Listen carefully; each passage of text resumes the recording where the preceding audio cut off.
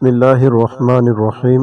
ایک دفعہ حضرت علی رضی اللہ تعالیٰ عنہ کی بارگاہ میں ایک شخص حاضر ہو کر کہنے لگا، یا علی رضی اللہ تعالیٰ عنہ، دنیا میں کچھ لوگ دیکھنے کو ایسے بھی ملے ہیں جو امیر خاندان میں پیدا ہوئے، جب ان کا وصال ہوا تو اس وقت بھی وہ امیر ہی تھے، ان سے کبھی بھی رزق ختم نہیں ہوا، لیکن اس کے ساتھ ساتھ دنیا میں ایسے لوگ بھی پائے جاتے ہیں جو چند عرصے کے لیے امیر ہوتے ہیں لیکن وہ بعد میں پھر سے غریب ہو جاتے ہیں، رزق ان لوگوں سے چھین لیا جاتا ہے۔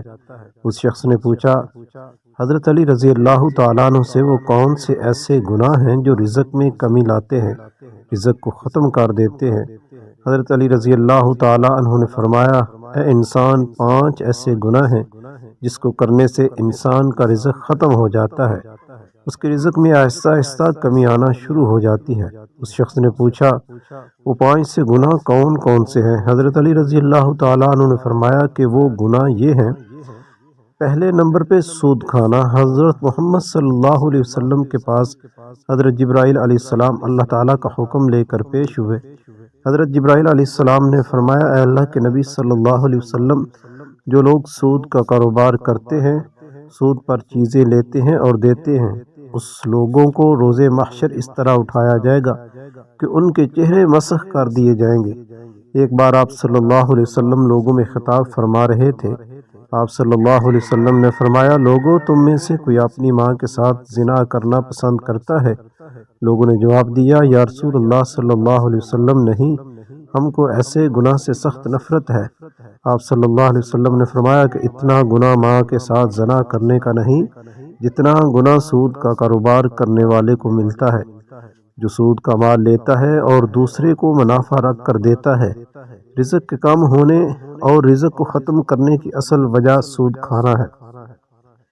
حضرت شیخ سعدی رحمۃ اللہ علیہ فرماتے ہیں کہ ایک بار میں ایک مکان خریدنا چاہتا تھا، میں مکان کی تلاش کر رہا تھا کہ ایک شرابی میرے پاس آ کر کہنے لگا، حضرت، فلاں محلے میں ایک مکان ہے جو بہت ہی خوبصورت بنا ہوا ہے، آپ نیا مکان ادھر ادھر تلاش کرنے کی بجائے فلاں مکان خرید لیں، میں بھی اسی محلے کا ہوں، اس طرح آپ کا ہمسایہ بن جاؤں گا، اس مکان میں کوئی عیب نہیں ہے۔ حضرت شیخ سعدی رحمۃ اللہ فرمانے لگے، اے نادان بندے، اس سے بڑا عیب اور کیا ہو سکتا ہے کہ تو میرا ہمسایہ بن جائے، کیونکہ تو سود کا کاروبار کرتا ہے، اس سے بڑا عیب اور کیا ہونا ہے؟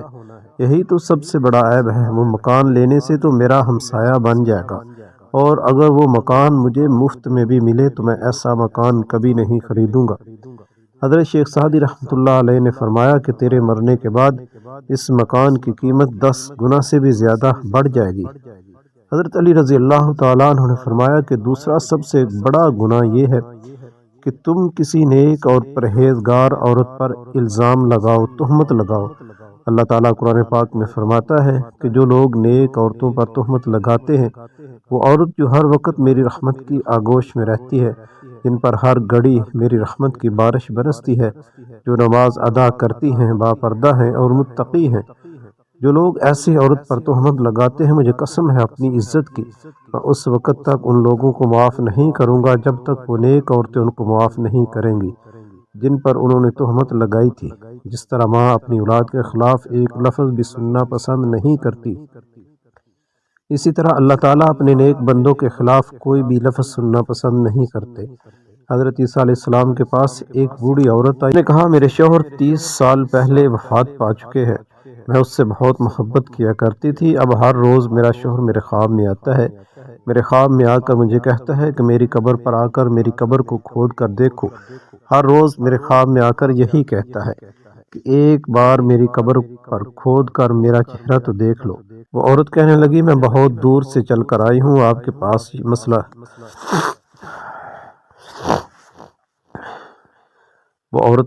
میں بہت دور سے چل کر آئی ہوں آپ کے پاس اس مسئلے کو پوچھنے کے لیے۔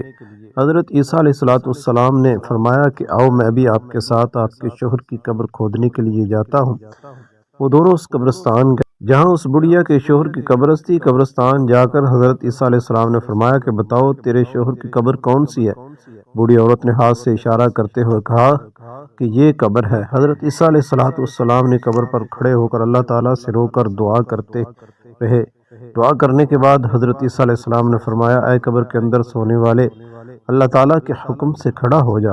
اس قبر سے ایک ایسا انسان اٹھ کھڑا ہوا جس کو دیکھ کر بڑھیا نے زوردار چیخ ماری اور بے ہوش ہو کر گر گئی۔ وہ کھڑے ہونے والے انسان کا جسم تو انسانی تھا، پر اس کا چہرہ مسخ کر دیا گیا تھا۔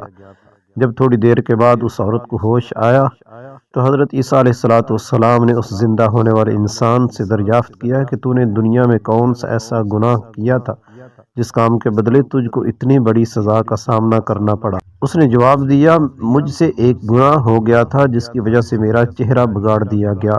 حضرت عیسیٰ علیہ السلام نے پوچھا کہ وہ کون سے گناہ کی وجہ سے تیرا یہ حال ہوا ہے؟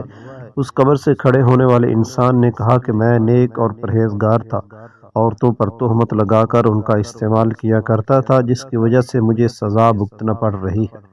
روز محشر بھی میں ان لوگوں کے ساتھ اٹھایا جاؤں گا جن کے چہرے مسخ کر دیے گئے ہیں۔ حضرت علی رضی اللہ تعالیٰ عنہ نے فرمایا کہ اللہ تعالیٰ کو کسی کا شریک ٹھہرانا بہت بڑا گناہ ہے۔ اللہ تعالیٰ کے ساتھ کسی کو شریک مت ٹھہراؤ، شرک مت کرو۔ روز محشر اللہ تعالیٰ ہر گناہ کو معاف کر سکتا ہے۔ اس کے گناہ چاہے آسمانوں اور زمین میں موجود چیزوں سے بھی زیادہ ہوں۔ اگر اللہ تعالیٰ اس انسان کو چاہے تو معاف کر دے، لیکن شرک کرنے والے کو کبھی بھی معاف نہیں کرے گا۔ کافر لوگوں کی کبھی بھی بخشش نہیں ہوگی۔ حضرت علی رضی اللہ تعالیٰ عنہ نے فرمایا کہ چوتھا گناہ کسی پر جادو کرنا ہے، کسی کا جینا حرام کرنے کے لیے، کسی کی خوشیاں چھیننے کے لیے اس پر جادو کرنا کہ اس کے پاس فلاں رزق کیوں ہے، فلاں چیز کیوں ہے، اس کو جادو کے ذریعے ختم کر دیتا ہے۔